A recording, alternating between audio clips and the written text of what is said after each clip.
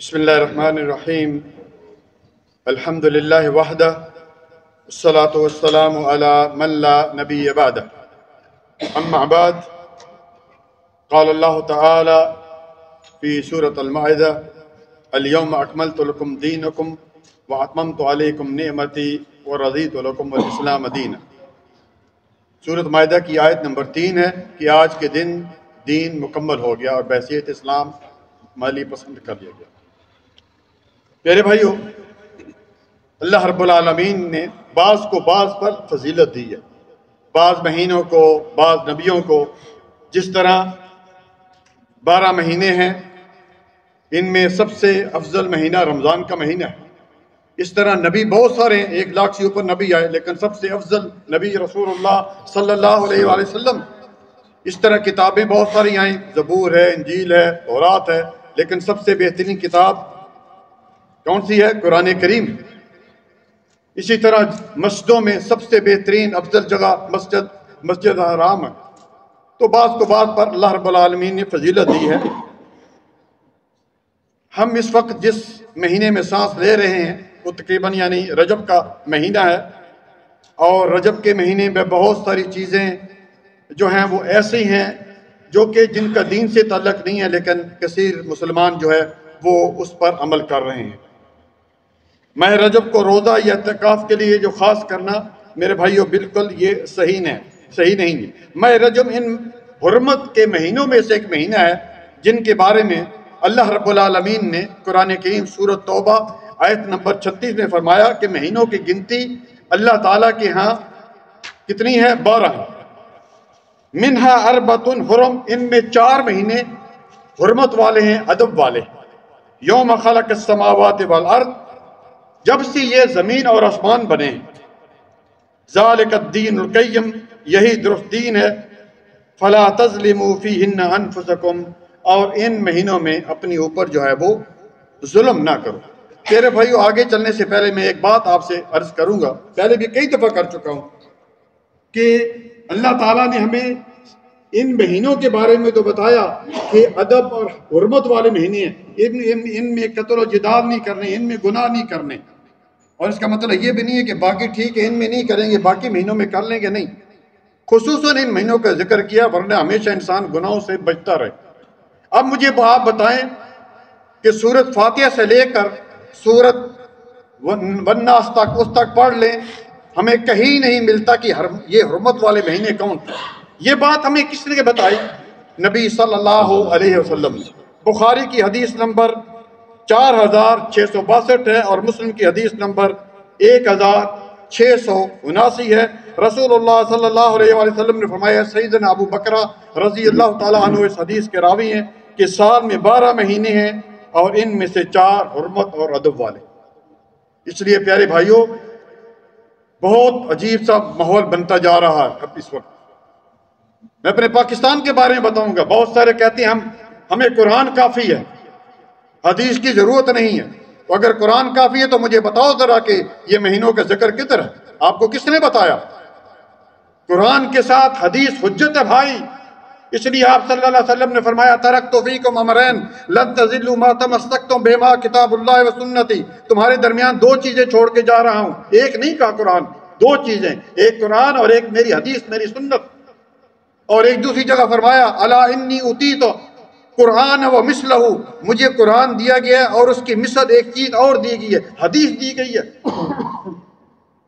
تھوڑی سی بات اور کروں گا۔ قرآن کریم میں تقریباً 700 مرتبہ، یہ سے کم زیادہ، نماز کا حکم آیا، اقیم الصلاۃ، نماز قائم کرو۔ مجھے کوئی مائی کا لال بتا دے کہ نماز کا طریقہ کدھر ہے، قیام میں کدھر ہم نے ہاتھ باندھنے ہیں، قیام میں کیا پڑھنا ہے، رکوع میں کیا پڑھنا ہے، سجدے میں کیا پڑھنا ہے، تشہد میں کیا پڑھنا ہے، نمازوں کے اوقات۔ دنیا کا کوئی آدمی نہیں بتا سکتا۔ کس نے بتایا؟ رسول اللہ صلی اللہ علیہ وسلم نے۔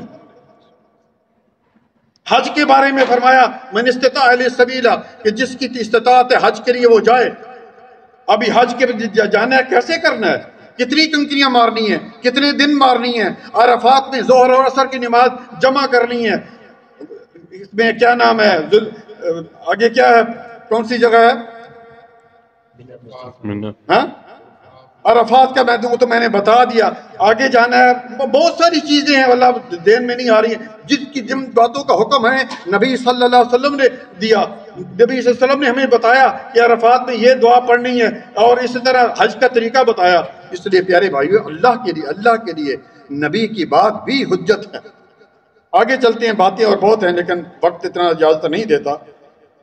شیخ الاسلام ابن تیمیہ رحمہ اللہ فرماتے ہیں کہ رجب کے مہینے میں روزہ رکھنے والی جتنی بھی احادیث ہیں سب یا تو ضعیف ہیں یا زیادہ تر موضوع ہیں۔ اسی طرح شیخ ابن القیم رحمہ اللہ فرماتے ہیں کہ رجب کے روزے اور قیام کے متعلق جتنی بھی حدیث ہیں وہ ضعیف ہیں۔ اسی طرح حافظ ابن حجر رحمہ اللہ فرماتے ہیں کہ میں رجب میں روزے اور رات کا قیام جو ہے وہ صحیح نہیں ہے۔ اسی طرح شیخ الاسلام ابن عثیمین رحمہ اللہ سے پوچھا گیا کہ 27 رجب کے روزے اور رات کے قیام کے بارے میں بتائے، تو انہوں نے کیا کہا کہ یہ خالصاً بدعت ہے، اور ہر بدعت جو ہے وہ گمراہی ہے۔ اسی طرح پیارے بھائیو، بہت سارے لوگ ہم میں سے سنی سن کر سن ہو گئے، سنی جو ہے وہ اس مہینے میں خاص کر جاتے ہیں، جی یہاں سے ہی میں نے دیکھا بہت سے لوگ ابھی گئے ہیں کہ ہم رجب میں جو ہے وہ عمرہ کریں گے، کیونکہ نبی صلی اللہ علیہ وسلم رجب میں نبی صلی اللہ علیہ وسلم نے 4 عمرے کیے ہیں، اور چاروں کے چاروں جو ہیں ذی القعدہ میں کیے ہیں، یہ یاد رکھیں میرے۔ اسی طرح پیارے آگے چلتے ہیں، ہمارے پاک و ہند میں ایک بہت ہی یعنی میں کیا کہوں ایک بدعت جاری ہو چکی ہے، یہ صرف ہمارے پاک و ہند میں ہے، شاید بنگلہ دیش میں بھی ہو، اور وہ ہے رجب کے کنڈے۔ 27 رجب کو وہ کنڈے مناتے ہیں کچھ اس طرح، اور یہ جو ہے خالصاً نبی صلی اللہ علیہ وسلم سے یا کسی بھی صحابی سے یہ جو ہے وہ چیز ثابت نہیں ہے۔ پیارے بھائی یاد رکھیں، شب معراج ہوئی، اس سے کسی کو انکار نہیں۔ اللہ تعالیٰ نے قرآن کریم میں بھی فرمایا سبحان الذی اسری بعبدہ لیلا من المسجد الحرام الى المسجد الاقصی، کہ بابرکت ہے وہ ذات جو یعنی اپنے بندے کو مسجد احرام سے لے کر اور مسجد اقصی لے کے چلے گئے، اور وہاں آپ صلی اللہ علیہ وسلم نے نبیوں کی جماعت کرائی، پھر آپ پہلے آسمان پہ گئے، نبیوں سے آپ کی ملاقاتیں ہوئیں، پھر آپ صلی اللہ علیہ وسلم کو جنت کے اور جہنم کے کچھ مناظر دکھائے گئے، اس میں کوئی شک نہیں ہے۔ لیکن یہ بات کدھر ثابت ہے کہ جیسے کہ ہمارے ابھی پاکستان اور ہند میں مسجدیں وہ جو اس دن سجائی جاتی ہیں، خاص کر 27 رجب کو، اور اس طرح رات کو اعتکاف ہوتا ہے، اور رات کو اکٹھے جو ہے ذکر کرتے ہیں، اور بھی اس طرح کی عبادت کرتے ہیں۔ یاد رکھے میرے بھائی، عبادت ہر عبادت کے لیے یہ ضروری ہے کہ نبی صلی اللہ علیہ وسلم کی مہر چاہیے۔ میں عموماً کہتا ہوں کہ یہ عبادت ہمیں پتہ چل گئی، نبی صلی اللہ علیہ وسلم کو پتہ نہیں چلی 1400 سال پہلے، یعنی نبی صلی اللہ علیہ وسلم اس نیکی سے محروم رہ گئے، نعوذ باللہ۔ جبکہ قرآن کہتا ہے سورۃ مائدہ کی آیت نمبر 3 کہ ہم نے آج کے دن جو ہے وہ دین مکمل کر دیا۔ کس پر دین مکمل ہوا ہے؟ رسول اللہ صلی اللہ علیہ وسلم پر۔ کس جگہ پر مکمل ہوا؟ عرفات کے میدان میں۔ پھر ہمیں پتہ نہیں یہ کیوں چیز ہضم نہیں ہوتی کہ ہم آئے دن نئی چیزیں، آئے دن نئی باتیں جو ہیں وہ دین میں نکالتے پھر رہے ہیں۔ اور پھر آپ نے بھی سنا ہوگا، مجھے کئی لوگوں نے کہا جی اس میں پہلی بات تو اس میں کیا کہتے ہیں کہ منع کدھر ہے؟ تو منع کدھر ہے؟ نبی صلی اللہ علیہ وسلم کی حدیث نہیں ہے من احدث فی امرنا ھذا ما لیس منہ فہو رد، جس نے ہمارے مکمل اس دین جو ہے جو میں دیکھ کی ہوں اس میں اس نے کوئی چیز نکالی وہ مردود ہے۔ منع آ گیا کہ نہیں منع آ گیا؟ اور اگر اس طرح اگر بات کہی جائے، آپ نے سنا ہوگا نا کہ اس میں منع کدھر کیا گیا ہے کہ نہ یہ نہ کرو، وہ نہ کرو، تیجا دسواں چبرات، یہ وہ عرس فلانا فلانا یہ وہ، تو پھر تو دین چوچو کا مربع بن گیا۔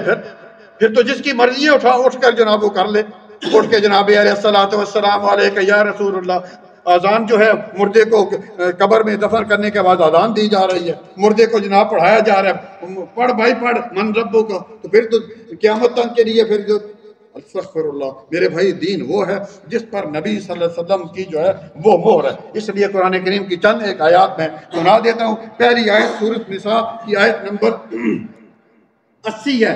اللہ تعالیٰ نے فرمایا من یطیع الرسول فقد اطاع اللہ، جس نے رسول کی بات مانی اس نے گویا اللہ تعالیٰ کی بات مانی۔ دوسری آیت سورۃ حشر کی آیت نمبر 7 ہے وما آتاکم الرسول فخذوہ وما نہاکم عنہ فانتہوا، جس بات کا میرا نبی حکم دے اس پر عمل کرو، جس چیز سے روک دیں اس چیز سے رک جاؤ۔ تیسری قرآن کی آیت سورت محمد کی آیت نمبر 33 ہے، یا ایھا الذین آمنوا اطیعوا اللہ واطیعوا الرسول ولا تبطلوا اعمالکم، اے ایمان والو اللہ کی اطاعت کرو، رسول کی اطاعت کرو اور اپنے اعمال ضائع نہ کرو، یہ اعمال ضائع ہو جائیں گے اگر تم اللہ اور اس کے رسول کی اطاعت نہیں کرو گے، اپنی طرف سے کوئی چیز ایجاد کرو گے۔ اسی طرح سورت حجرات کی پہلی آیت ہے، یا ایھا الذین آمنوا لا تقدموا بین یدی اللہ ورسولہ، اے ایمان والو اللہ اور اس کے رسول کی آگے مت بڑھو، آگے نہ جو بلکہ پیچھے رہو، پیروی کرنی ہے، آگے بڑھنے کی کوشش مت کرو۔ اسی طرح سورۃ احزاب میں فرمایا لقد کان لکم فی رسول اللہ اسوۃ حسنہ، تمہارے لیے بہترین نمونہ جو ہے نبی صلی اللہ علیہ وسلم ہے۔